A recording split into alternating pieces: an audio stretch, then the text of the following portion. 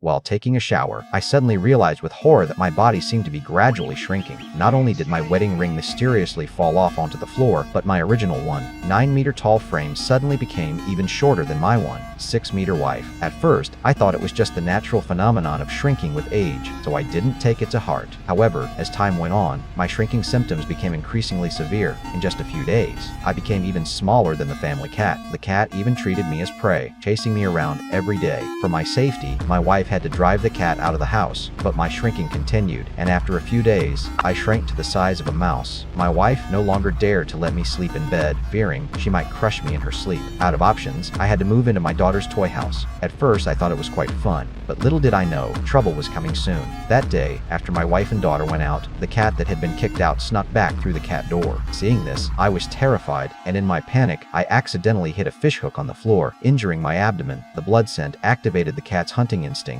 and in terror, I grabbed a nearby needle as a weapon. But this couldn't scare the cat off at all, and the next second it chased after me. In desperation, I hurriedly hid in a door seam, but before I could catch my breath to avoid its attack, I accidentally fell into the basement, luckily landing right in a trash can and barely escaping worse harm. It wasn't until I heard my wife calling from upstairs that I woke up from my stupor. I called out for help with all my strength, hoping to attract her attention. However, because I was so small, my voice was like a tiny whisper, and she couldn't hear me at all. When she saw the cat back inside, a bad feeling rushed into her heart, and assuming the cat had eaten me, she chased it upstairs to avenge me. Watching her walk further away, I felt a deep sense of helplessness, and in despair, I fell asleep in a corner. At night, cold and awake, I wrapped myself in a piece of cloth to stay warm and barely made it through the night in the basement. Early the next morning, I was awakened by my daughter's voice, which instantly gave me hope. I ran to the stairs and shouted for help at the top of my lungs, but it was in vain. To get their attention, I found a piece of chalk nearby and wrote my name below the stairs. After doing all this, my stomach began to rumble with hunger, so I searched for food in the basement. Finally, in a corner, I found a mousetrap my wife had set earlier, and the cheese on it became the only food I could find. To safely get the cheese, I lifted a nail high and smashed it onto the mousetrap's trigger.